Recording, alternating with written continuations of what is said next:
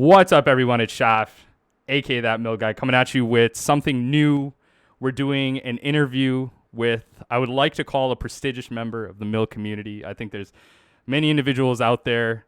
We're not joined by a world champion, but I think a champion to many of us at this point. So, again, an interview, we're going to be going through some questions we're going to be talking about, as the thumbnail and the title probably already suggested at this point, why we're doing the interview. So we're going to be talking about the results here, and then a little bit of personal stuff. We'll go into it. We'll learn about this fine young individual in front of me right now. So I think without going too far into it, we'll just start things off. We'll keep this simple. I haven't done something like this before, so I think the format will be a little bit loose. Tell us about yourself, Andreas. I guess I've stolen the opportunity for you to tell us your name. What can we call you? I guess that's part of the questions here. Introduce yourself. Tell us about yourself. Go for it. Yeah, so my name is Andreas, also called Delthar on Magic Online and other similar Magic-related online places. Andreas, I'm a programmer. I've been playing Magic since Kamigawa, quite a long time. I played Mill, specifically, for 4 or 5 years, something like that. Long time. Not really what much more to say. I mean, that's good. I mean, we've had an extensive conversation before. For all of those who want to know, Andreas is a cat lover. He's a cat person. I'm a dog person, so we're about to go at odds. We're definitely about to go at odds. So, Andreas, how about you go right into it? Before we talk about the challenge itself, talk to us about your history with Magic. How did you come across Mill? Why are you playing Mill in a modern challenge? And I mean, anything and everything about your Magic career. Go for it. I'm gonna speak a bit now, of course. You speak about yourself and your favorite hobby. So, as I said, I've been playing Magic for quite a long time. I've been playing Magic like seriously, and not professional because I'm not getting paid, but competitively is the correct word. Since return to Ravnica. It all started out with I moved to a new city, and I started to go to FNMs because they played FNMs there, and I wanted to win the FNMs. Then I started to play more and more Magic. Spent a lot of time with it and so on, and then I started to win the FNMs. I was like, okay, what's next? Then I'm gonna start going to bigger tournaments, like whatever. But back in that time, it was this Pro Tour qualifiers, and there was several steps. So it was like PPTQ, and then it was like PPPTQ. Everyone loves the acronyms. Everyone loves the acronyms. So the goal is basically, okay, I'm gonna start on the bottom, the PPPPTQ. Then I'm gonna win that one. I go to the next one, and there's continue. no way that there's that many P's. Go on. No, it's not. I think it's hilarious. No, you're right. I get it. Like the idea when you're there, you just won your first FNM. Like, okay, what's the next step? Okay, in the bottom of this entire chain. You're world champion. That's So then I started to play them, started to play more competitively. Then I also started to play Magic Online because I didn't get enough games. Just playing at my store and with my friends, people I was playing with. So I started playing online to get more games in. And then started to play them. Then the more I played, I started to perform better. I started day 2 GPs, similar stuff. And now it's not called the PPPTQ or whatever, but then to the Players Championship Richmond, I actually qualified through one of these the direct qualifiers. So that was like the peak so far. So I played at one. Do you remember what you were playing at the time? Do you remember what you qualified with? I'm coming to that. So the tournament was modern. It's like Richmond. So that was 2 years ago or something. Yeah. And I played Infect.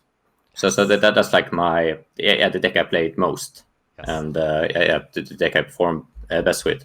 While Mill is my second offhand deck. So I'm used to playing decks that have like a different win con compared to a normal young mid-range humans whatever deck. So It's the best mindset to have. Go on. yeah, I like attacking from a different point of view, basically, a different angle.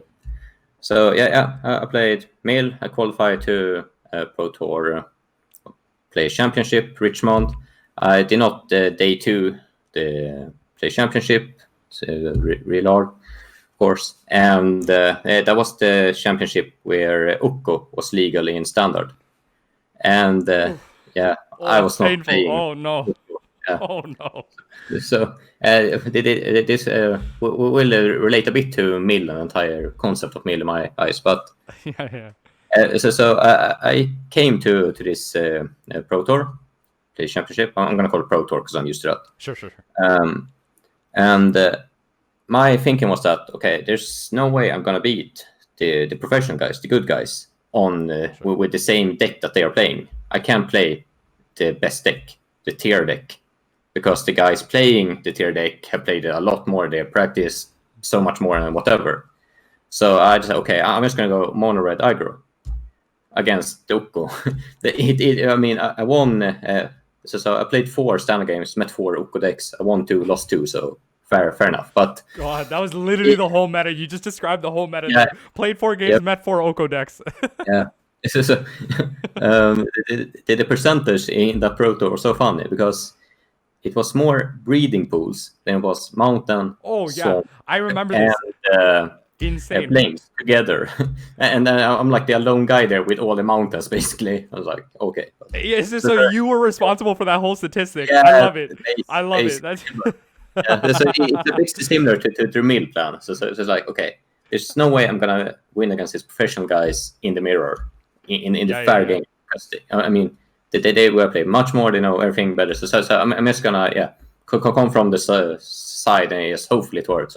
Which was smart because like the mirror was like added, like just to go into the intricacies of it, the mirror was like whoever played first and got Gilded Goose down. That's really what it ended up being, right? Like it was whoever got Gilded Goose down. But anyway, go on. Basically. So I'm not sure if you watched the final there with Andrea versus the Brazilian guy. Yes. I don't want to spoil this, but yeah, go on. Yeah.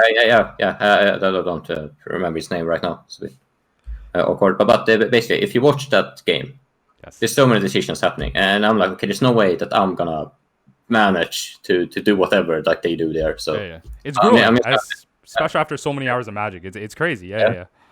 So I'm gonna try drag them down to my level, hopefully, and win mono deck. I want to make them uncomfortable with playing my mono deck in the whatever 89% breeding pool meta. They do not work, but I went 50-50 in standards. I'm happy. No, that's good. That's good. And then, so how did you, like, I guess coming through that, how did you come across Mill in that case? So like coming off of breeding pools, like the shock, the aftershock of breeding pools, how did you come into the archetype?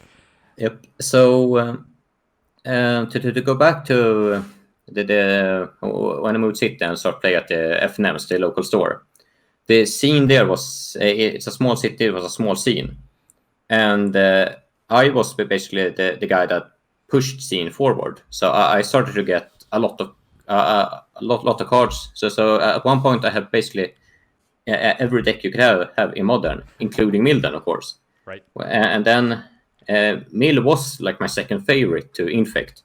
So it's like I had all the decks in Modern pretty much.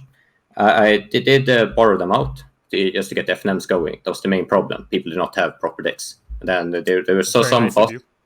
Yeah, nice. Some of us that went to the PPP, PTQs, whatever. We want to win. We play the best decks and whatever. Then there's people that play casual with not the best decks. So we borrowed decks just so they could try and play and whatever. So also an economic factor that when you're new to Modern, you might not just want to buy a deck without trying it. You want to try before you buy it. So that's also why I had a lot of deck. So I played like all the Modern decks, and I just like the Mill plan, just like I like the Infect plan, because what I like when I play Magic is that I can make I can make my opponent unsure what they are supposed to do. Because I mean, the best feeling is like when the opponent does not know, okay, how do I go from here? While let's say when you meet Burn for the 1000th time, you know, okay, this is what I need to do. Right. While if you come from a different angle, the opponent is not sure, then it's a higher probability that the opponent will do a mistake, and then you can punish that. Right. So, No, and that's a very strong angle. Like, I don't know if you like what's like. Can you like? I don't even know if you can remember one. Like, I remember distinctly the first time that I cast like an archive trap, and someone asked me like, "What does that card do?" yeah, Like that's such a powerful moment. Like that feels so cool, right? Like for sure. they fetch and you're like, they do some stuff and they're like, all right, end step mill 26. They're like, whoa, hold on. Yeah. Right? So I don't know. Do you have a moment like that at all? Yeah. So many times. So many times. God, so and especially I played because I played me for so long time. Like 4 years ago, you played Extirpate, like 1 or 2 in main. I mean, you played Circle and Extirpate because you did not have that many proper cards. So you filled in with Extirpate. And the split second Extirpate, that it gets people every time. Split second's a mechanic. Like there's so many discussions about like mechanics that should never return. Hogak is like should be a mechanic in itself that should never return.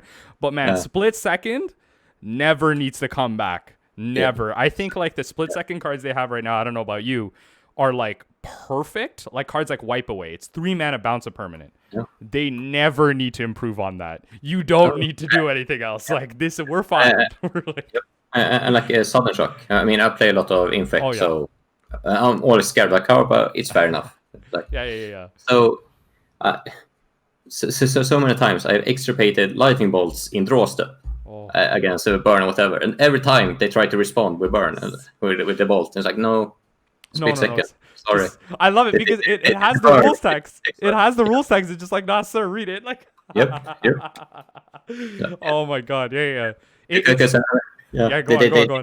that when you circle the bolt, okay, I need to do something and respond. Right. But XP you can't do that. So. It really comes out of nowhere. It's great because like you're right in the sense that they do know that they have to do something because usually surgical is a pronounced part of the game 1 plan. Yeah, man. Like when you like a lot of times it's like glimpse, cast surgical, immediately pay 2 life, but like they never expect the extirpate on upkeep. Yeah. Oh, we're clear. They don't have surgical. It's really just an out of nowhere play for sure. For sure. To continue the question from long time ago. Mill, my accomplishments with Mill in Magic. So I play quite a lot online. It's a really fun deck to play. That's why it's perfect to play online. I mean, in paper on big tournaments, of course I want to play like fun decks, but I might go more towards super meta decks and whatever decks, like that. But online, I always play the fun deck because I'm self alone in my room. I might be drinking something or whatever. I want to have fun. So just relax, enjoy yourself. It's a lot different than paying like $90 and committing yourself to 8 hours in a day, right? Yeah. It's a lot different. Exactly. I mean, of course, you can play me as well. I've done some, but yeah. So in paper, as I said, in start, I moved to this new city, start play FNM, start go up. And then that's when I started to study. Then when I finished study, I moved back to Stockholm, the capital of Sweden, and I have a much larger modern scene. That's where I live now one day in paper. So then I moved back, and I started to play at the local game store there and everything. And I guess all stores quite large have this is that they have a league in the format. So it's like you play. We had 16 like Tuesdays in a row, and then the top 16 play a playoff. It's close to the Star City Games Invitational. That's super cool. So we have the same thing in Stockholm, where we have like you can direct qualify by some a big tournament that we hold, or otherwise it's the top placings at the end of the season. So the first the first playoff that I won, I played with Mill because I knew the meta. I was like, there's not going to be any burn, no affinity at that time when Mox Opal and whatever was available, and no infect. So it's like, this meta sounds really good. Right for the picking. So, yeah. So basically in the the playoff season for the like it's every half year basically. So it's like I just said, okay, this meta here is gonna be really good for Mill. So I went there and won with it. So that's like my biggest accomplishment with Mill. That sounds fantastic. Yeah. So, and stuff like that really sticks with you. Yeah, that's for sure. Yeah. So the people at the store, they got upset, of course. Oh, 100%. Oh, yes. Yeah. You can't win with that deck. You can't win with that deck. Like, yes. I just did. Oh, yeah, no. So nice $1,000 deck over there. Yeah. Oh, Liliana of the Veil, huh? Yeah. That's interesting. Yeah. That's a cool card for cool kids. So I met Black Green Rock in the final. It's like, okay, I mean, sorry. I want to hear this. Rough, but I won that. Yes. Yeah. So won the final, and he was so upset because it's not a real deck. But, What was I don't mean to put you on the spot. What was the most memorable moment of that game? Because you said he's mad, so I want to hear it. What was the blowout moment?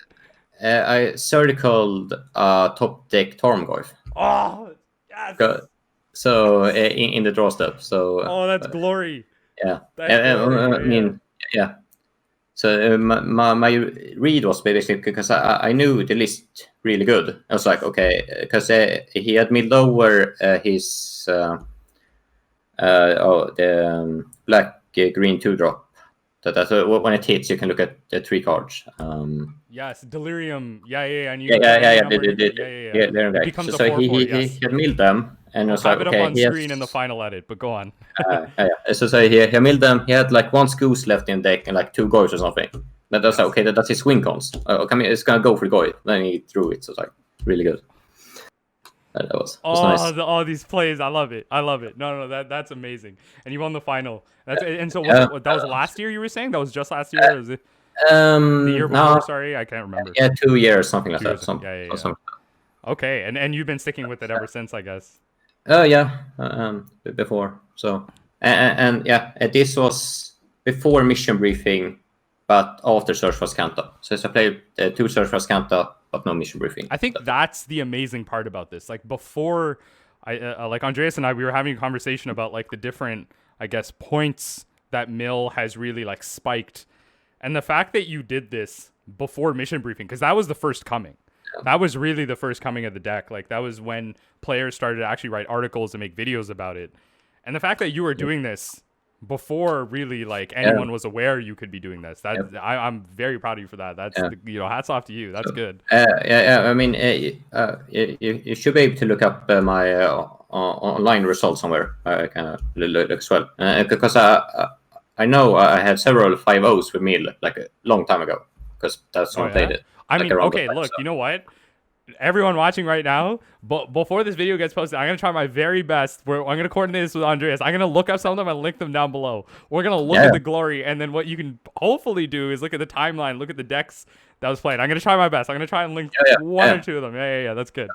Okay. Because so I've been with Mill like the entire timeline, basically. So I guess we're close to get to it, but like different cards you can play and so on. But yes, yeah. I have a lot of input on that and what I like and don't like. So and people probably hate me when I say why people should not play these cards. I mean that's part of like I actually just like recently put out an article about this, how like there's like that minutia infighting we have in the community, because I think like there's so many like we don't have that big community of like we don't have like I would say a Sodec. I don't think we have like a Sodec that Sodec's for Dredge. And so a lot of people, if you go on like the Dredge subreddit, everyone just, what did Sodec say? What does Sodec think about this card? What does he think about Silver Smoke Ghoul?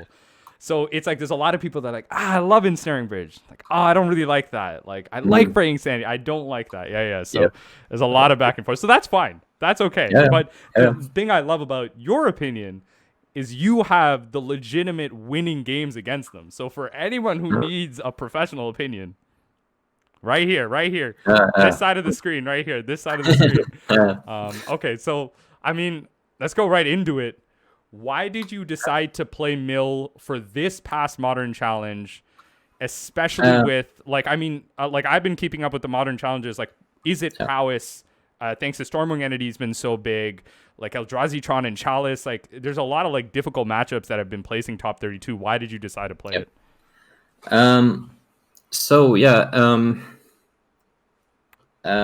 in my eyes, there are two types of mill. I mean, it's the same 40 cards or 50 cards, then you have 10 different cards. I like these numbers. So, I like it. Yeah. so basically, first you have what I call the turbo mill, where you go a lot more in on the mill plan. These decks play mainly Scribe, they play Breaking Entering, full playset, Fraying Sanity, Mission Briefing, whatever. They just like, okay, I want to play a lot of mill cards. Then you have the more controller out mill. And that's the version I like a lot more. That's the version that plays discard. I'm inclined to agree. I like whatever. Yeah. And that means that if you look at the meta now, prowess is a bad deck, but it's not horrible. It's a lot better than burn for mill. 100%. I can agree with that. For sure. I can agree with that. Because the prowess deck is so heavy dependent on the creatures. Yep. And the list I played 3 pushes for Round the Lock. I'm not sure if I play Bridge in main or not, but basically I play a lot of creature removal. I play 3 discard, whatever, which means I can remove these key parts from the prowess deck. Quick aside for everyone, the deck list will be down below. The deck list will be right down below, so go on. Yeah. So prowess is bad for mill, but it's not that bad. It's a lot better than burn. And I don't think that the meta is super bad now compared to has been earlier. Sure. So, for example, on online at least, there's a lot of Uro decks. I want to meet them every time, no problem. Yeah. So I mean, I want to point out as well that go on. My second go-to deck is Infect. Yes. Infect has a really bad time now. Lava Dart, you can't win against. Yeah. It's so bad. So okay. Either have this deck that's really, really bad now, or can play mill that's better. Sure, compared to it's a lot better. I mean, that's hilarious. Like if Infect is tier 2, mill is S tier now. Or whatever. It's like 2 steps up for sure. Yeah. So okay. Yeah. It's an interesting way to think about it. So I'm not. I mean, the meta is not the best. It's never the best. Okay. I mean, of course, and it has been worse. Eldrazi-tron is kind of annoying, but I found that like with Eldrazi-tron, like it was really blast. So no, okay, really it was Karn the Great Creator. Karn the Great Creator makes the deck. That's the scariest card in deck for sure. Yeah. KGC really makes the deck, but yeah. So, but I rather meet Eldrazi-tron than Yund. I don't like meeting the black-green X decks, whatever. Yes. I think everyone can agree on this. Yes. Yep. Oh man, turn 1 fetch shock. I don't know, black-red land Thoughtseize, and you're like this play pattern is like Yep. So I was thinking I'm gonna meet a lot of Uro decks. Happy with that. I'm gonna meet a lot of prowess deck. Not that happy, but I played 2 Crypt Incursion main. Yeah. But you can build around it. You can build around it for sure. So that's like okay. If I just get lucky and win against one and lose against one, I'm happy. Sure. And the Eldrazi-tron, I'm not that super scared of. Okay. Like compared to decks. So I mean, I was kind of happy picking mill. A lot better than Infect. You did pretty well. You did. You did amazing. Yeah. The tutorial tournament itself. It's a Magic Online challenge. It was 8 rounds, because we're 129 players, something like that. I mean, And before we go into the results themselves, do you want to do you mind talking about maybe some specifics about the deck? Like, there are some interesting choices you were talking about, like specific hand disruption you were making, like you were choosing. Like, are there some cards that you want to highlight that you made that helped you get to that 18th spot? 18th, right? I believe I'm not mistaken. That I think 18th. I think so. It's I'm a bit sad about that, but we get to it. But so. I played one Cling to Dust in main. That card overperformed. I'm probably going up to 2 in main. So I even want to like cut into that. Do you feel like so? I think I think much of the community has accepted this card. We've loved this card, and do you feel like it would have been better to play 2? Would you go back and play 2, 3, or is 1 that sweet spot where you can escape it enough, you find it enough, whatever it is? Yeah, so I played 1 in main, 1 inside. Okay. I wanted to play 2 in main and none inside. I'm not exactly sure what to cut or whatnot. Sure. I think I played 1 Cling main, 2 Crypt Incursion main. Yeah. I probably swapped 1 Crypt Incursion, 1. From what I remember, yeah. So and that's because. When you self-mill with Mesmeric Orb, that's why you play Cling to Dust, so you can find it often enough. Yeah. And I just found it that even when you don't self-mill and get a free card that way, it's still good enough. Yeah. And so it's really the versatility of the card. Like, it's never a dead card. That's what I love about it. It's never a dead card. Cycles for 1 mana. Perfect. It never. And it's just on those empty turns, like even with Mesmeric Orb, like tapping out with Mesmeric Orb literally feeds itself. You're 1 card off of recasting it, right? Exactly. Like just by tapping out with it. It's beautiful that way. So what are some? Go on. Sorry, go on. So my thinking why I was playing 1 was that I will find it often enough with Mesmeric Orb, but it might not be the best outside Mesmeric Orb. Okay. But then when I start to play it, it's so good outside anyway. It's just like ace. Yeah. What are some what are some other cards like that you found that you made card choices for that were different than what you're seeing online? So I did not play I played 2 Echoing Truth in the side, 2 bounce spells. Yes. I want to go up to 1 Set Adrift. Because Boggles is starting to show up, and you need to have Set Adrift against Boggles. An extra bounce. I hate one of my many griefs has been I feel like it's Modern's job, the rest of the meta's job to stop people like Bogles from being successful. Yeah, exactly. I feel like the Modern meta is failing as a meta to let Bogles be successful. I hate that deck. Yep. And I mean, it's clear that Boggles will be good now because Prowess can't win against that. Ponza has to be on the play and use Blood Moon turn 2 to win. Yep. And Eldrazi need to find the Blast Zone. So otherwise they can't win either. And that's like the 3 most played decks. Blast Zone on 1 against that. Hole on 1 is so good against that deck. But Prowess can't win, and Ponza has to be on play. Yes. To win. So very tough for sure. And that was start to realize I want to play more against Boggles. So I think I played Bridge inside. I have your list pulled up here. So it's 2 Ensnaring Bridge on the side. Perfect. And then what about like I actually have I'm really interested in the 3 Inquisition of Kozilek in the main. I know that's something that like historically people have tried. It's been successful. They've stopped, and like I think you've really just brought it back right now. So like what was the idea behind the Inquisition of Kozilek? I think that Hedron Crab turn 1 is not a good play. Okay. Yeah, that's some people think that's a controversial opinion, but no, that's a fair opinion. I'm just gonna say that's a very fair opinion. If you Hedron Crab turn 1, it's just set for disaster because they will kill it. Yes. You sit there. So, in my opinion, Mill lacks things to do turn 1. That's also why I want to play more Cling to Dust, because then you have more stuff to do turn 1. Yeah. I mean, that's also why, because now you have Shelldock Isle and Inquisition to do turn 1. Yep. I mean, of course, you play the Hedron Crab turn 1 if you have it and nothing else to do. Yes. But you're not happy, basically. Yeah. I mean, my dream scenario is turn 1 Inquisition, turn 2 Hedron Crab, Shelldock, and then just That's the And then best. you're off to the races, like whatever, Field of Ruin on turn 3, or like, you're off to the races. So yeah, I think that Mill lacks stuff to do turn 1. And that's why I want to play Discard. That's why I want to play more Cling to Dust. Also, as I said earlier, there's 2 versions of Mill, and I play the more control route, which means that I'm not going to race. That's not the goal when I play the deck. Yeah. I don't look at my hand and see, okay, I cannot win turn 4, I need to mulligan. I'm looking, okay, I'm not, like my first plan is, okay, disrupt them, and then I win. Yeah.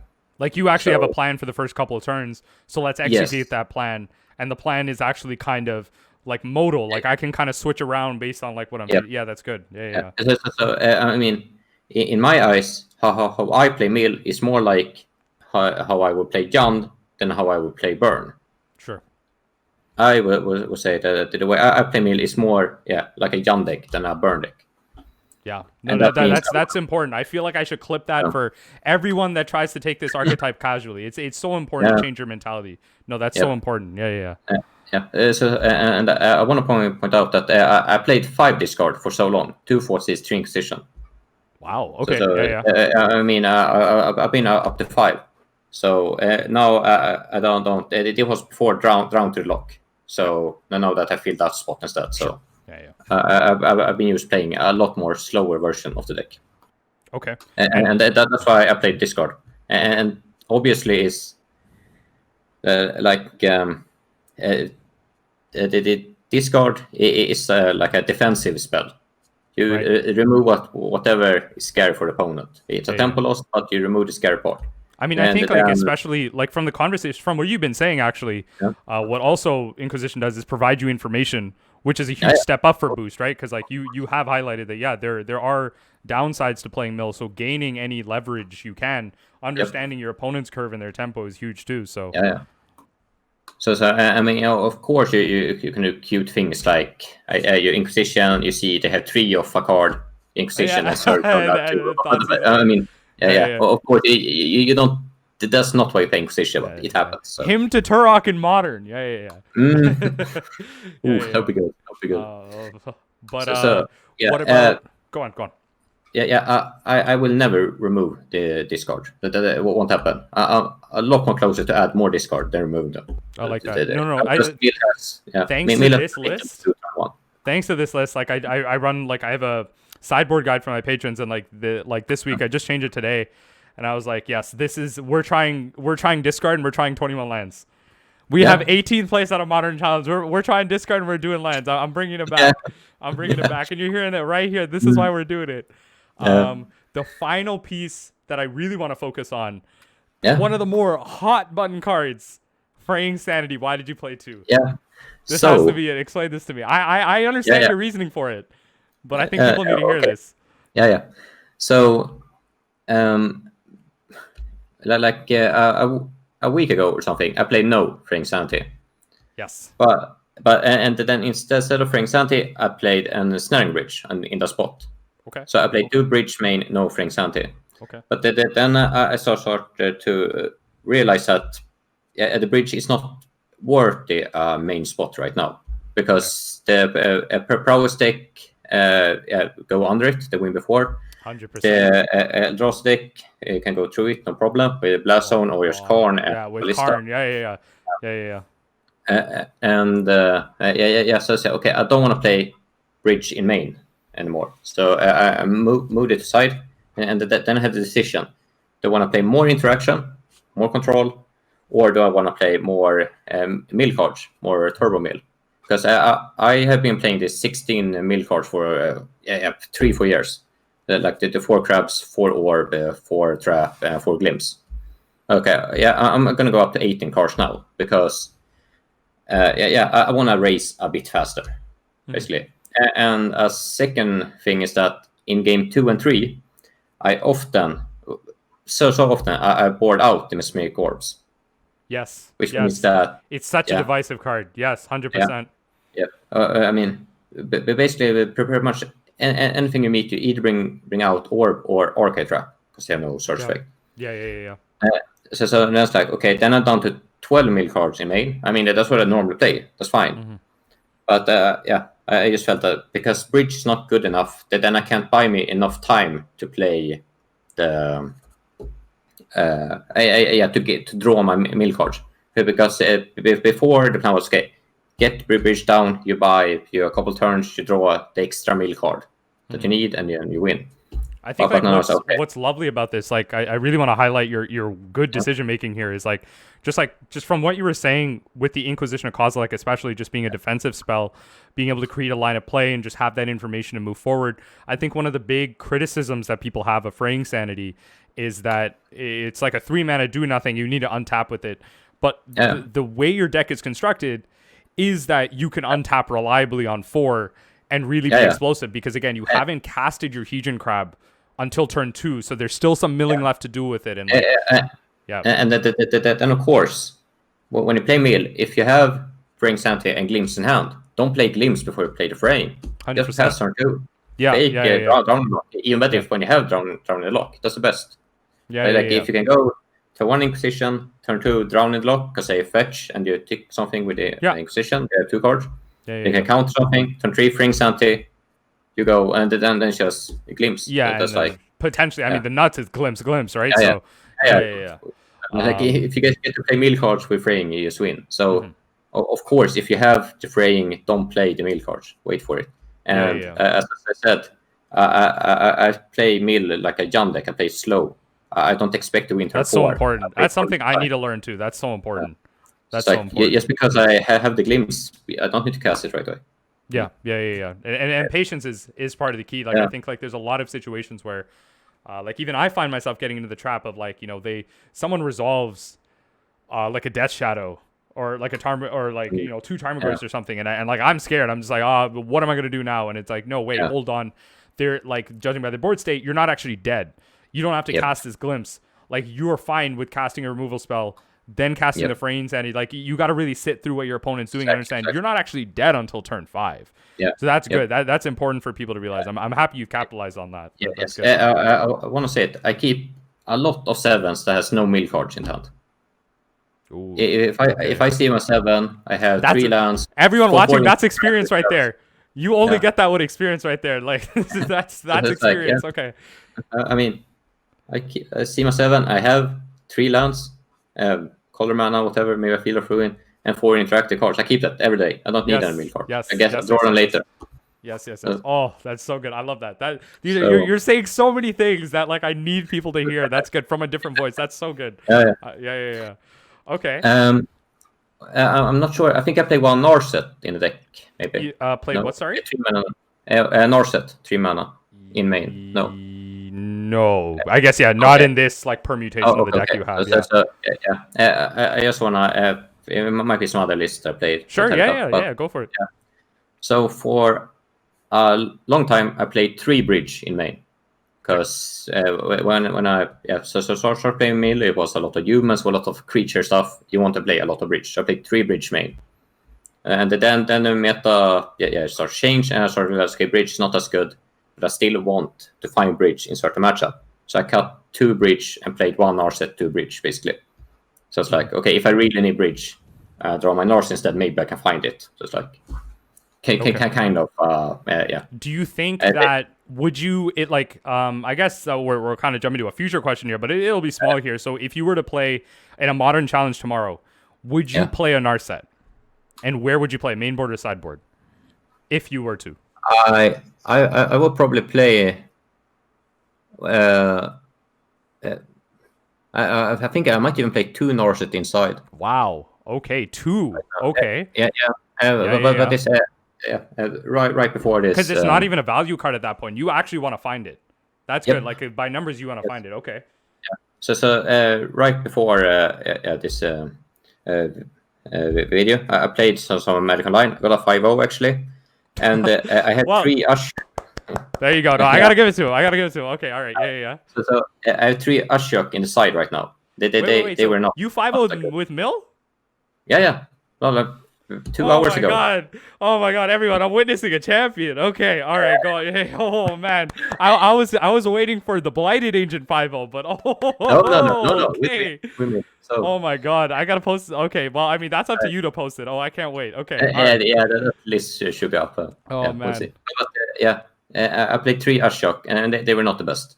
sideboard. So Like you're yeah, playing so 3 right now. I see, like in this exactly. permutation. Yeah, I still played them. I think I played the same list pretty much sure. 2 hours ago, but I was not happy with Ashok's right now. So I will probably, if I would play a tournament right now, I would probably cut 3 Ashok's in with 2 Norset and 1 graveyard interactive card, maybe a Kling, maybe a graph dig or something like that. But, Okay, I like that. so, That's interesting. Okay, but okay. yeah. I want to say that Norset really good Emil.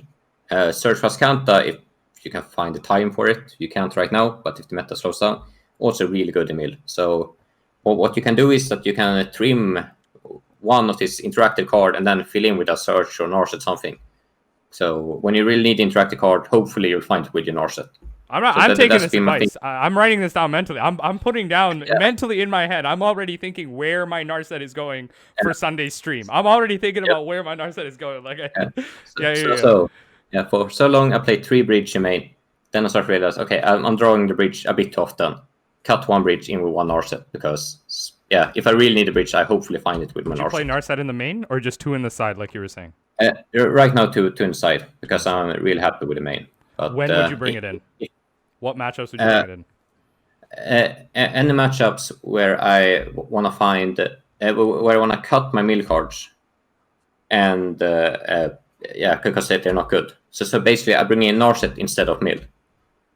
So okay, let's say I'm gonna spitball here.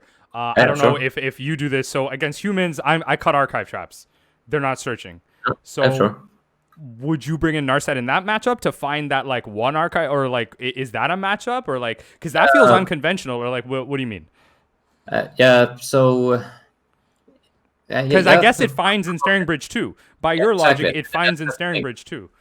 So you always find something. I mean, sometimes you get 4 lands and you're really unhappy, but yeah. Sometimes you ancestral and you draw 3 lands too. Yeah.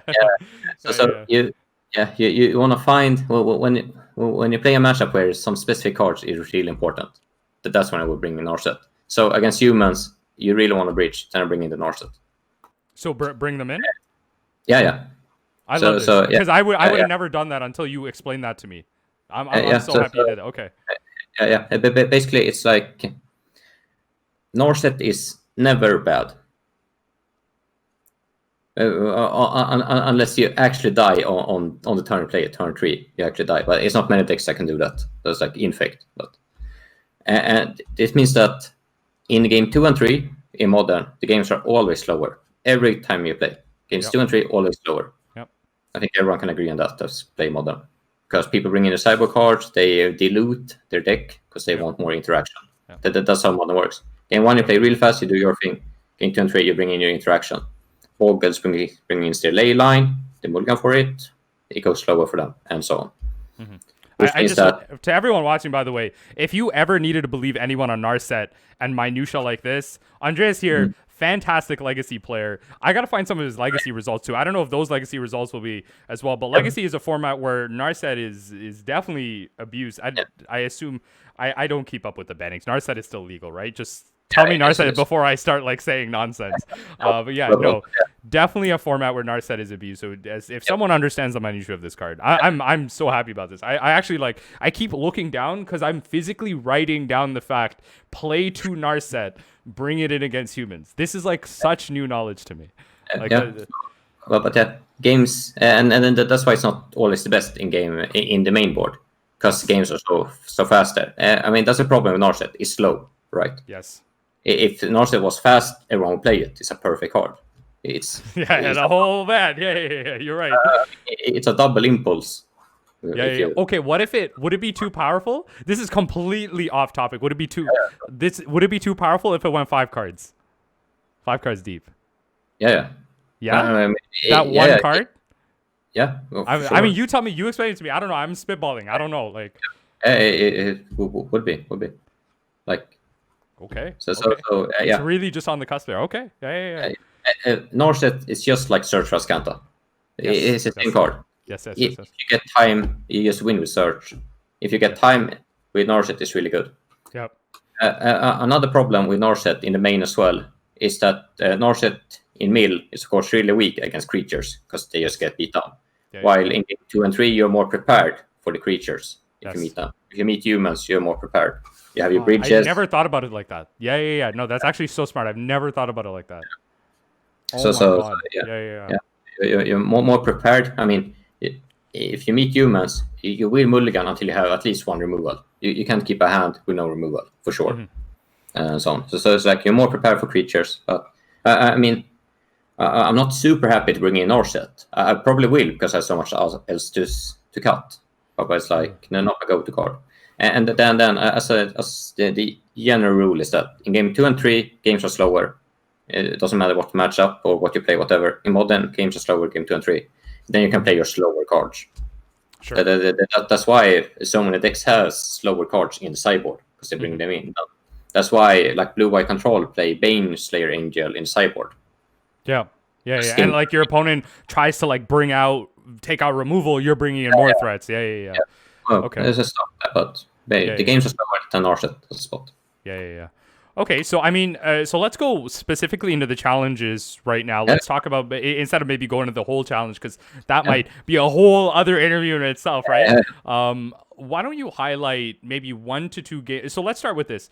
How many rounds did you play? Let's go question by question. How many rounds did you play? Yeah. So we played 7 rounds.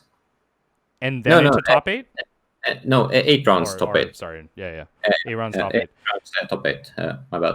I started for 4-0, really good. I was super happy, of course.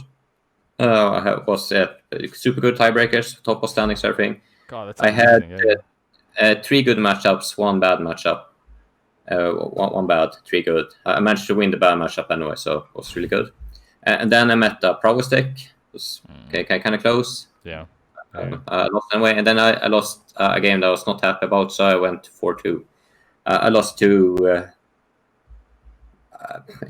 some okay deck. I don't remember exactly. Some sort of mid-range deck, whatever. It's like I don't remember. But so I went 4-2, then I won 1-5-2. I was winning in for the top 8. I was 5-5 and 9th spot. I had the best tiebreakers, everything. Then I meet Storm. And then I won first game, he won second game, and in the third game that I lost, he managed to win when he had 20 seconds left on the timer and 1 card in the library. It was so close. I feel for you. I almost want to edit this out. That's so painful. Painful. I'm so sorry. That's so painful. I remember this clearly because he had 15 cards left in his deck. I had 2 Glimpse in my hand. I have 1 Water Grave, 4 Islands. He passed the turn. I draw a Field of Ruin. So it's like, no. So I managed to mill him down to 5, and then he win because he has an Aria Flame. I have circled his Passing Flame, so I was really happy. But then he just has a lot of rituals. For everyone that's reached this point in the interview, I need to hear a rest in peace for the top 8 for Andreas here. I need to see it down in the comments. I need to see a rest in peace for this top 8. Commented down below. Go on. It's just really tight game. Yeah. So I guess going more specifically into it, what was a memorable matchup for you? Like, let's start, actually, even before that, if you could just quickly, do you remember the matchups for all the games? Like, let's say, what did you play game 1 and what did you win against? So I had them written down when I played because I want to remember the players if I meet them again in the top 8. Yeah. So I met Mortar Proc game 1 or 2. Perfect. So that's a W. Yep. Went fine, no problem. I play so much push and drown interactions. It's fine. Remove scary creatures. Yeah. You can 1-for-1 them for years. Yeah, exactly. Then I met an Uro deck.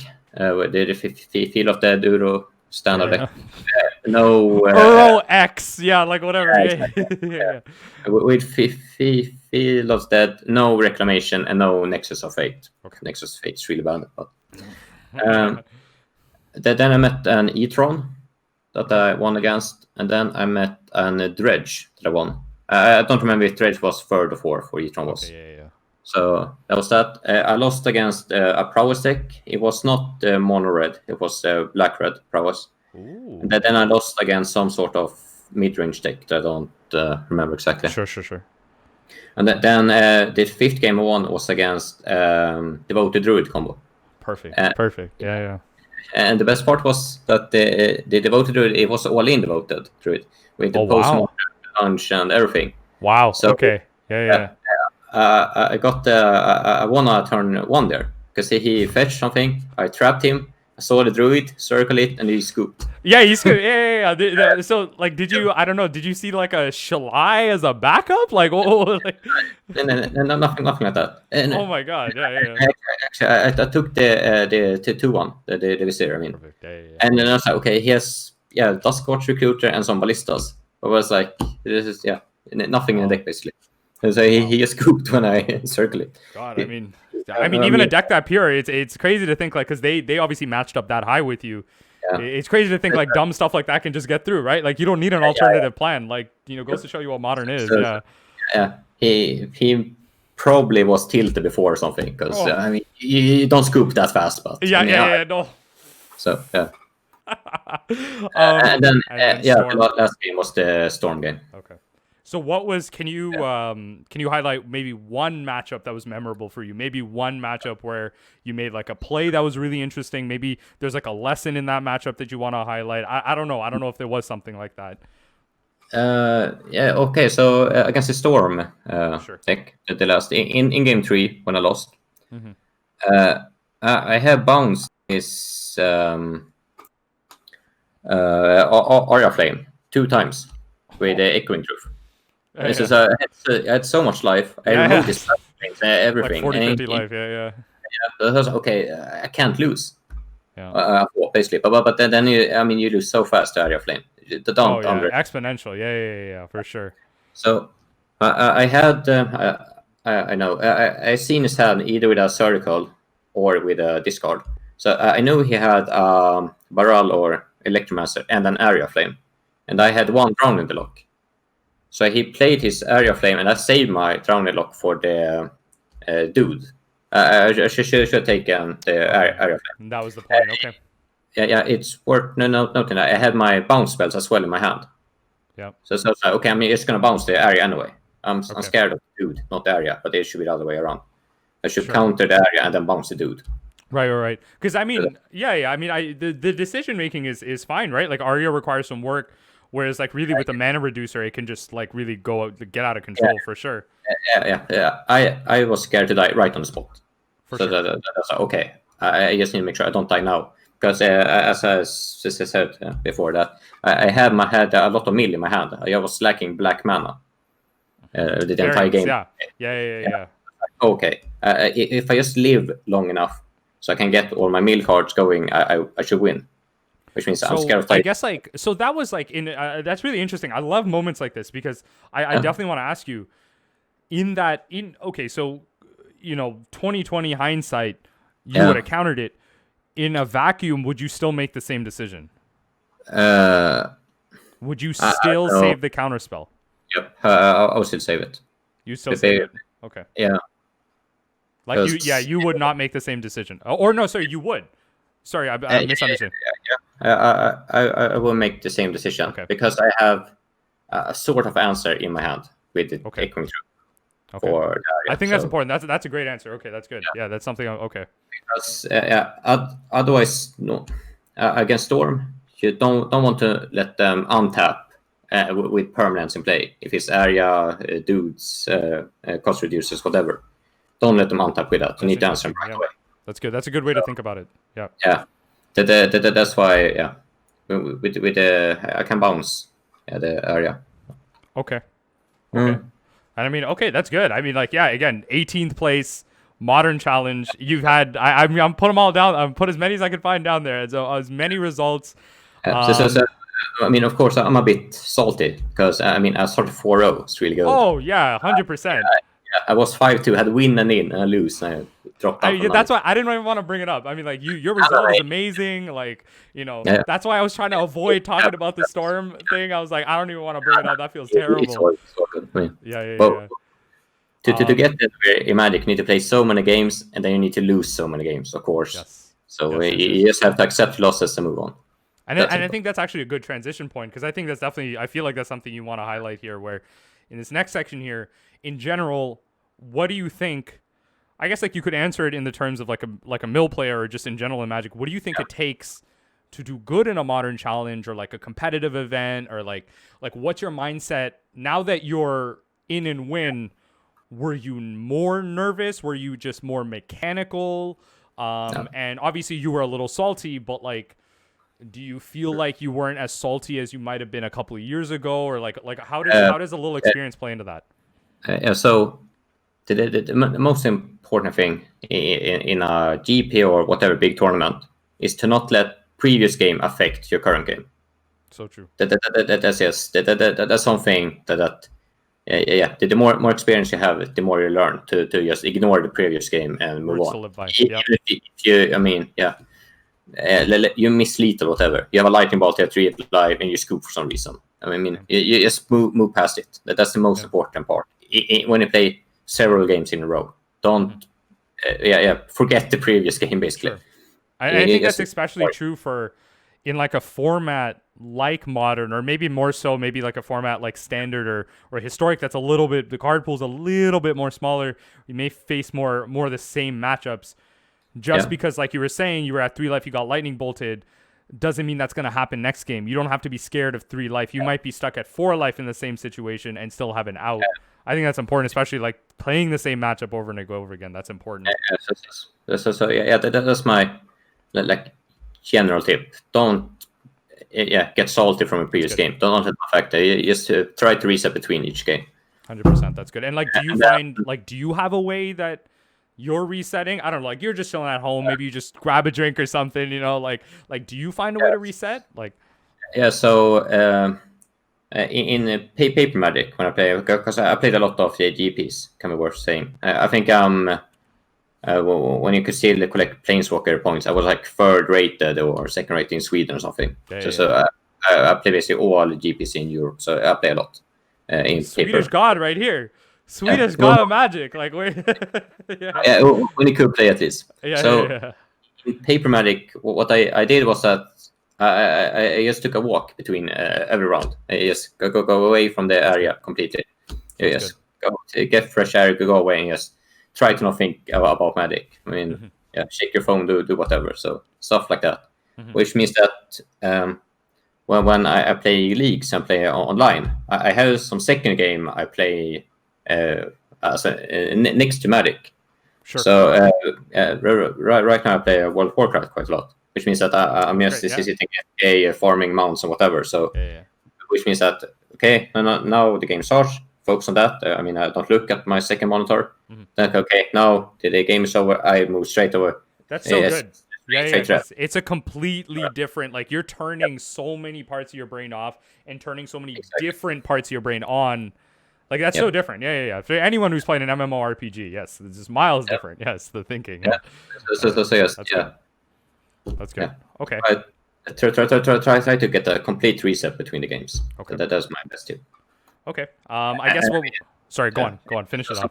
Small specific Magic online tips is just write down a notepad.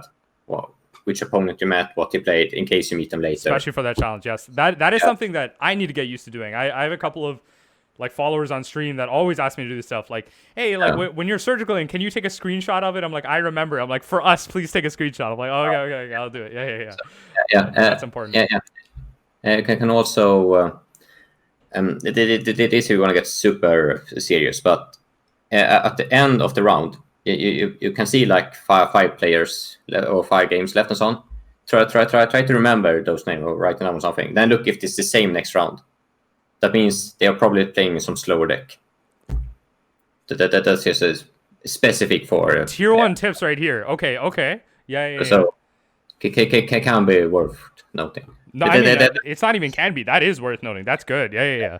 So of course, it can be that they happen to meet someone twice in a row that plays a slow deck or plays slow. But yeah. I mean, no, I mean, sometimes you have like 30 plus minutes in between rounds. Like, yeah, like you might as well gain some information out of it. Yeah. Okay. I mean, in this final section here, what we'll do is like I kept these questions a bit of a surprise. We'll go rapid fire, so it's really just going to be about like choose one card or the other, or just give me the name of a card. One thing before. Oh, sure. Yeah, sorry. Before I go into it, go for it. So specific mill tip. Oh, yes. Yeah. Go for it. When you circle someone, always count the basics in the deck. Every time, count the basics. So important. Every single time. Okay. Why? That's okay. Because when you mill them, if they get all the basics in the graveyard, then your Field of Ruin is a strip mine. Well, it's even better. Yeah. Okay. It's so important. So important. As a specific mill tip. Well, I mean, especially like in game 1 or whatever. Always look the amount of basic. Because I mean, you should probably know kind of how many basics. Right. Just from playing matches, you know the matchups. Yeah. But then I mean, like Jan, for example, some play a basic mountain, some don't. That makes huge difference. Yes, based on like, are you trying to like, can you successfully shut off Kolaghan's command on their board or something like that? Yeah, for sure. Well, it's quite simple. Let's say you get early mill, like 2 archetypes, so 1 glimpse or 1 archetype, whatever. Sure. And then you have, okay, it's your turn 3. You see, okay, they have played the basic and they have 2 or 3 basic in graveyard. I can stone ring them turn 3. Yeah. Which is pretty valuable. Yeah, for sure. That's so valuable. I mean, that's the best thing you can do. Against a mid-range strategy, especially, stopping their tempo. Yeah, that's huge. Yeah. So that's a specific mill tip. Always count the basics. Do you know, like, I know, I like on it. The only one I can think of off the top of my head is I know, like, humans, as a previous humans player, I know that the basics they play is like an island and a plains, maybe. Like an island and a plains, maybe, right? Like, or... Yep. Yeah, because you want to be able to cast Meddling Mage and a lot of your white spells, stuff like that. Is there any deck specifically that you can think of that maybe you want to tell people that play a certain number of basics or something? I don't know. Is there anything that pops up in your mind? Burn always play 3 mountains. Really? Always 3 mountains. Never more, never less. It's so good to know if you can shut them down of 1 mana. So they go down to 1 mana, or if they play 2 mana. What's the mana base? Break it down. I did not know that. I started with Burn too, and I never noticed that. Okay, so break down the mana base for me. That's interesting. But Burn play 19 lands. Okay. They play 3 mountains. This is so good. Okay, 3 mountains. 4 inspiring. Okay. The Spire Bluff Canal, but Inspire. 4 Sunbake Canyon. Okay. So they have 11. Then they play 6 to 7 fetches, so you get to 17 or 18 lands, and then they play 1 to 2 Fire Islet. Fiery Islet. No. It's my bad. Sacred Foundry. Sacred Foundry. So they play 6 fetches, 2 Sacred Foundry. Wow, that's good, especially for against a matchup that's actually bad for us. I want everyone to be taking notes. That's important. So some burn decks cut 1 basic, and not all them, but they can cut 1 basic or 1 fetch for 1 Fire Islet. For I can stop, but 3 mountains every time, and so. Because like for me, I was always thinking like. I won several games because I just locked them out of mana. Yeah, because like my thought's always been like, okay, Field of Ruin them to cut them off the white source, right? It's like Field of Ruin them, cut them off the white source. They can't cast 8 of their spells. Yep. But then to cut them off of lands entirely, I've never thought I could cut Burn off lands. But I mean, obviously it's going to happen a non-zero amount of times, especially if they only play like 3. Yep. Okay. Now I'm so happy. Is there another one? That's amazing. Do you have another one? Because we would love to hear it if you have another one. Eldrazi 2 wastes. That's not that much. Yes, that's one I learned a couple months ago. That one's important too. Yeah. So of course they don't actively search for wastes. They just have it in case of path or field or whatever. Yes. While Burn might actually fetch for the mountain. Yes. So they naturally like have they actually use the mountain, so to say. Yeah, so yeah. easier to captain off lands there. But Okay. yeah, and then Yand, of course, 4 basics. Some even only play 3. Okay. That's not Do you see them go up to 5? I don't like. I imagine the mana base is really tight on Jund because it's 3. So it's really tight, really tight. okay, so And usually then, 3 to 4. Okay. For forest is super stock list. That's what you can count on. If I would list a Yand list, it would be 4 basics. God, this is just valuable magic right here. This is like tier 1 strategies. I'm so happy I did this. Even if I never release, even if like this doesn't get released, I learned so much. Even if no one watches this, I learned so much. Okay. So yeah. When you circle, always count the basics every time. That's good. That's good. Okay. Because okay. It will affect game 2 and 3. Because I mean, all people right, don't. I feel like I gotta ask you before I move on to the next question. Do you have any more last minute tips? Because I would rather hear your tips than move on to this. But if you have any big one, go for it, or else we can move on to the next question. Yeah. Well, as I said a bit earlier, you don't need to rush your mill cards. It's better to hold the drown in the lock than to just cast glimpse. Yes. If they have cards in the graveyard enough so you can counter for the mana, it's better to just hold drown than Patience cast glimpse. Is key. That's good. Yeah. And especially like you've been highlighting, like you play Inquisition, so you are going to be able to more reliably feed their graveyard, stop the 1 to 2 drop more reliably than other mill decks without the hand disruption. So that's even more important. Also, don't always circle draw step. So sometimes it's just better to do it on your turn.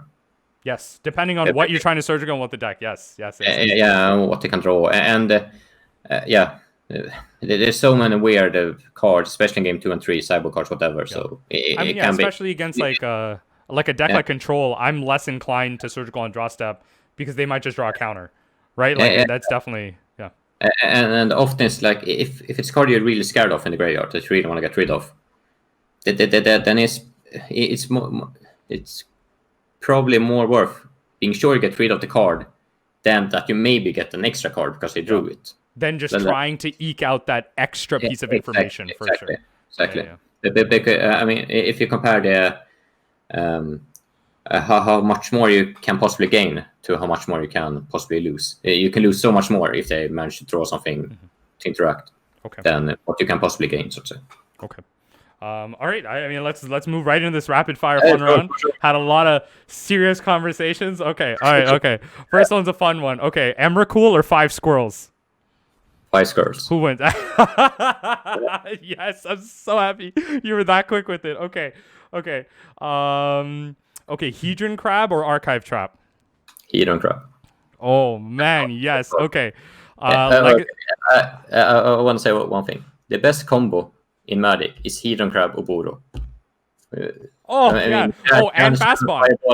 And fast bond. Yeah. You want to get real spicy with it. Yeah. But Hedron crab or Boro, that's the real Magic combo. Like channel fireball, whatever. Everyone, listen to these pure words. These are pure words of a pro right here. This is good. I want to point out, I play Infect. I play Infect in Legacy. I play Invigorate Berserk, but that's not the same as Hedron crab or Boro. Hedron crab or Boro is the best combo in Magic. God, you're a real celebrity just by saying that. Like you're a goddamn celebrity. That's so good. That's so good. Like just someone. Hey, you're right. Someone who casts Invigorate is saying this. That's so beautiful. Yeah. Okay. Sorry, I'm so jumbled. I was trying to remember everything. Okay, so modern or legacy? Those are your 2 formats. Oh, legacy. Okay. Okay, I just want to say, if I would play for money and if my life depended on it, I would play modern. I'm better in modern, but legacy is more fun. So okay. I play if it was 2 tournaments for $1 million. One was modern, one was legacy. I would play the modern tournament. But if it was no money, I would play the legacy tournament. Okay. All right. Sorry, Pauper or EDH? Pauper. What are you playing, Pauper? Pauper. I don't play Pauper. I have looked at Pauper, but I haven't played it. It's just that I don't like EDH at all. Okay. I'm a competitive player. Competitive. It needs to be 1-on-1. Yeah, I win, you lose. And then not something in between, everyone is happy. How do you feel about CEDH then? Yeah, I mean, it could work. I never really looked into it, but yeah, Okay. could work. I never looked into it, but yeah. What is it? What card would you want unbanned from or like taken off the reserve list? We know that card. There have been a card or two that has been taken off the reserve list. If you had a choice, what would it be? Or like maybe none at all. That could be your answer too. So yeah, I play a lot of Legacy. I have a lot of cards, so it's a bit weird. But Yeah, that's would why say I wanted to ask you because you're definitely aware of them. Yeah. I would take off Tabernacle of the Penderal Way. Yeah, I have. Okay. I have one Tabernacle English. I think. So, wait. So you actually have a physical copy? Is that what you're saying? Yeah. Oh, I have there's one. bias. There's bias. Yeah. Problem is that if you want to play stacks properly, Yes. you need several Tabernacles. So I'm not going to get several Tabernacles for a stacks list that, not really proper. Should Lightning Bolt be printed into standard? Yes. Is Counterspell too powerful for modern? No. We had Drowning Lock. It's better. We had Drowning Lock. It's better. Is oh my god, the Path to Exile variant, the better one. Swords to Plowshare. Yeah, is Swords to Plowshare is too powerful for modern? That's a hard one. No. We have Fatal Push, and it's not enough white. No. Errata cards to fix them or not? What you say? So, are you okay with errataing cards or just banning them? Change them. Right again. Whatever. Oh, okay. Yeah. I'm kind of back and forth on that one. So that one's always a fun discussion. Sorry. Okay. What card on the modern ban list would you unban right now? I can pull it up if you don't know it. Splinter Twin, but I'm one of those. Oh my god. Okay. Were you a Splinter Twin player? Yeah, I played some, but I played the Rug variant most with Goyfs. God, I love it. A purist. I love it. Okay. Yeah. Rug Twin. Then I want to say now, I don't think Splinter Twin is too good for modern, so I approve of banning. Yeah.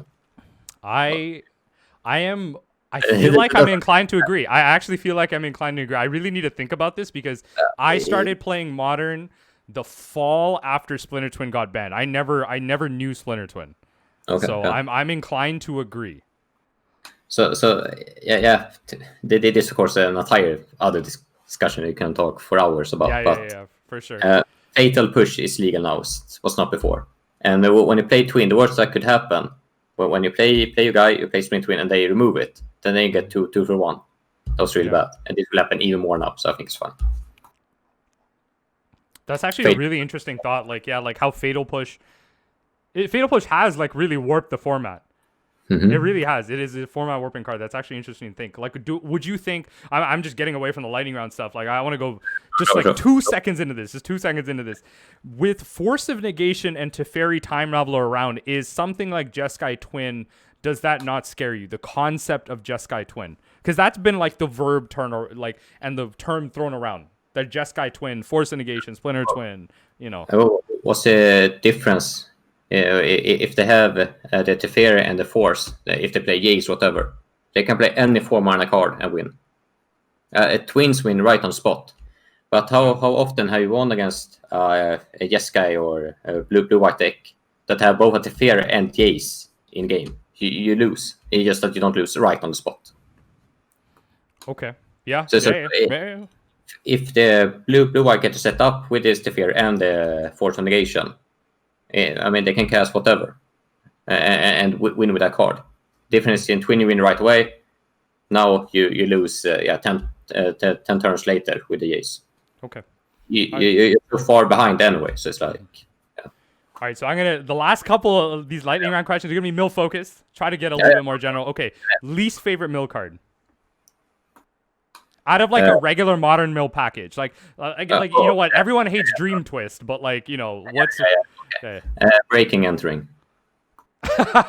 Yo. Shout out to Blitz. It's like a little mini favorite of his. But he knows it's not a good card either. Okay. As I said, I'm the control version of Mill. Yeah. I think we play enough Mill cards.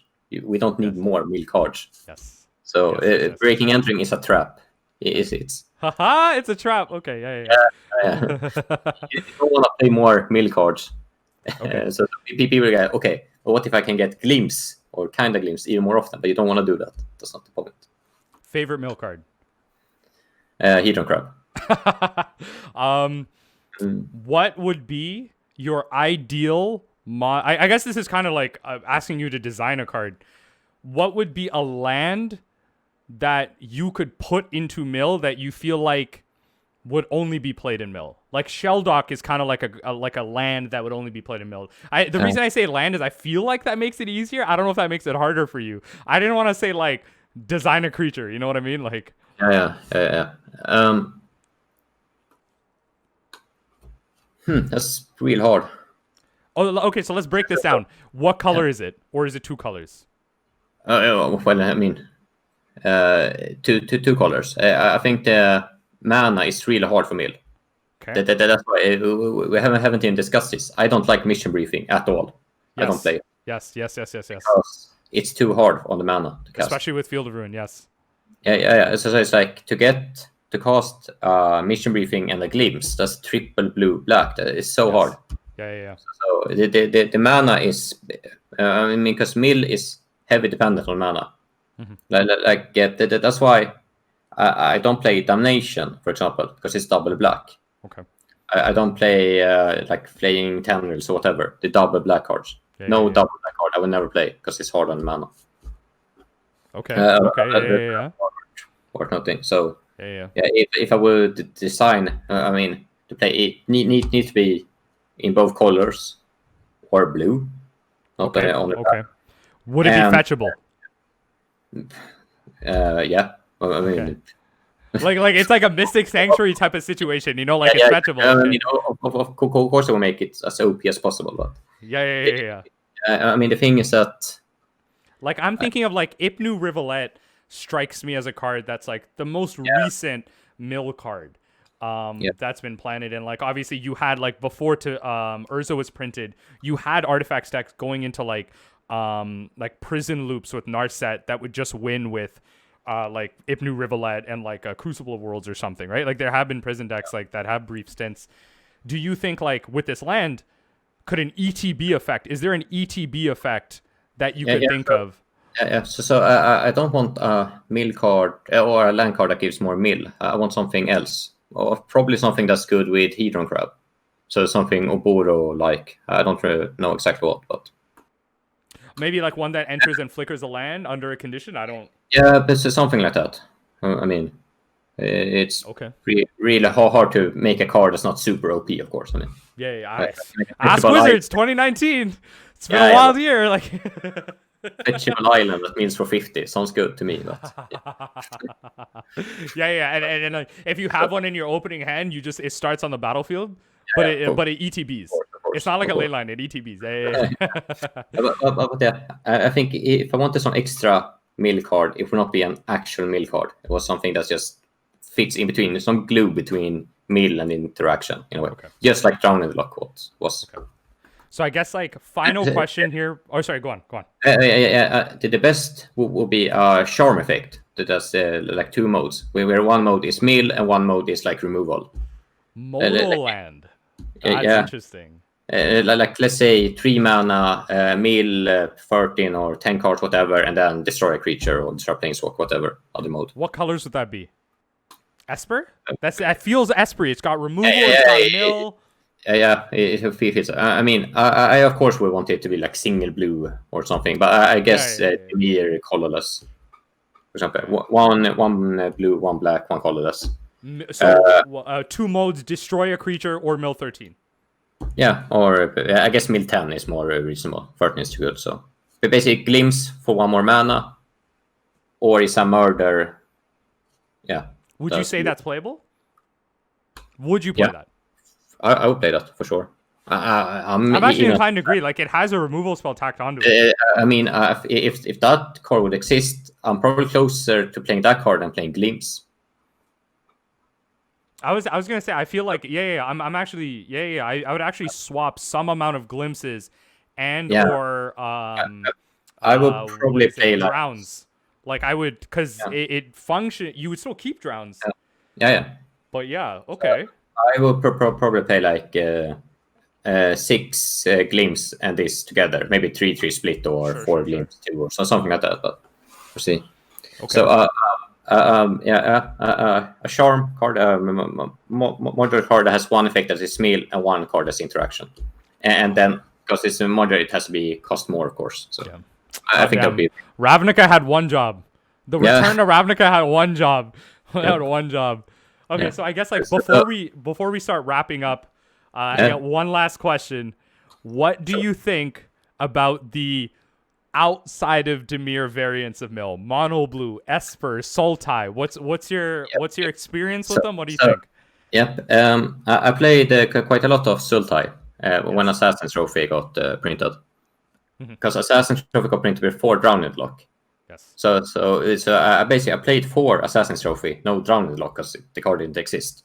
Yes. So if I would compare my list before and after Drowned Lock, it would be Sultai with Assassin's Trophy, and then Drowned Lock came. Now it's Dimir with Drowned Lock. What do you think about Sultai now with Uro? It's interesting. I personally never liked the second win condition, like playing Jace Phantasm or whatever, stuff like that. I want to go all in Mill. So I mean, Uro is a really good value card. So I mean, if I play Sultai, I will play Uro and not Narset. I think Uro is like a Narset. Yeah. I was just gonna say, like, a lot of times you find that, like, as the person that made the archetype with Uro, like, you find that you don't really attack with it. Uro just becomes this amazing enchantment that you just play like twice. You've gained 6 life, drawn 2 cards. It's like a better Narset. Yeah. So my problem with Esper, which was a lot more popular like three years ago when you played Path Text and so on, before Field of Ruin. Yes. Field of I never mentioned that, but Field of Ruin made such a big difference. Field of Ruin much huge, better than Ghost Quarter. Oh my god, Ghost Quarters is painful. Yeah. Ghost Quarters is painful. Yeah, I just want to point out outside that you have to play 4 Field of Ruin. Still is playing 2-3. That's wrong. Play 4 every time. If I could play 5 or 6 or 7, I would do that. It's just play 4 field. Listen to this. Oh my god, I've been saying this for so long. Please, yes. So yeah, the problem with the Sultai and Esper list is the mana base. Yes. We already have 100%. A bit of I mean, we're not the worst deck. I mean, on the mana, but we still have problems with it. So that's why I don't especially play in a Blood Moon world, world and post Astrolabe world. Yep. So yeah, we have problems with color fixing. That's why I don't want to go in a third color, because the upside is not enough. Mono Blue Mill. Sure. But, yeah. It's not competitive, but what's your 2 cents on it? I mean, if I would play a super turbo Mill, I had to win as soon as possible. I would play blue, because then I don't need to play the interactive black cards. I mean, you play black and Mill for glimpse and for interaction. Yes. That's why I play black. So yes. If I for some reason, I want to only Mill, I don't care what my opponents do. Then. Yeah. I guess, but. Okay, I guess. I mean, I'll tell you what. We are hitting we've passed the 1 hour mark a while ago. We're at the hour 30, but I've actually had a lot of fun with this discussion. I'm not gonna lie. I have not noticed it's been an hour. So I've had a lot of fun with this discussion. So I think what we'll do is we'll start wrapping up here.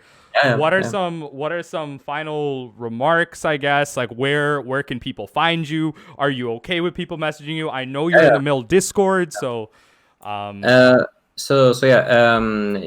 probably add it in my online name somewhere. But Delthar, you can add me on Magic Online, just to chat. And also I'm in the Mill Discord. Yeah, under the same name.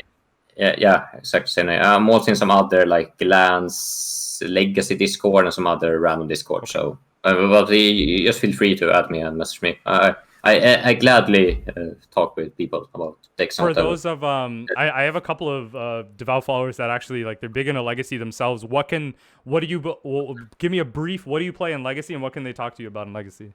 So the decks I perform best with is lands. Yep. And I won like our local, just like I won with Mill in Modern. I won with lands 2 times in a row. So I'm the lands player at our local game store. That's great. So yeah, That's great. we're Okay. winning up with that. So lands is my go-to deck, and then I also played Infect in Legacy as well quite a Yes. lot. Lots I of actually invigorates. in GP Bologna, those Legacy last year. I top 8 the PTQ there. That was like a 500 player tournament with like a Legacy Infect. That was nice. Just magic royalty here. I can't even imagine doing anything like that. That's crazy. That's So insane. yeah, Okay, so so I mean, well, everyone, I think we'll start wrapping up there. If you have any questions for regarding Modern Mill and Legacy in general, or I guess Modern in general, like you've had a lot of experience with it, please ask Delthar in any one of those that we've linked below. Andreas, more formally known, of course. But thank you everyone for joining us. I've had a lot of fun, and I hope Delthar that we'll see your 5-0. Everyone will have seen your 5-0 by the time this comes out, so that's exactly. fine. I'll be releasing this next Monday anyway, so. We hope to see you in the Modern Challenges coming up. I want to do a million more of these with you. I need you to become the Andrea Mengucci of Mill. Okay, I need you to do that for me. I need you to do what I could never hope to do. But thank you for joining me, and to everyone out there, the quick quip from me. Thank you for joining the video. Of course, to the patrons, you'll be getting this a little bit early. Shout out to you guys keeping the lights on, the quality high, all that good stuff. To everyone else, y'all be catching this on Monday. I think that's when I'll be releasing this. Thank you for watching, and if this is something you'll like to see in the future, like, comment, everything, let me know down below. If there's anyone else that I don't know, again, won a world championship with Mill and I somehow don't know about them, please let me know. I'd love to give them an interview, or I could just talk to Andreas every week because he's winning Modern Challenges every week. That would be I love that. I love that. So anyway, thank you so much. But yeah, go for it. No, thank you to be here. Everything. Right. So yeah. All right. Thank you, everyone, and we'll stop the recording right here.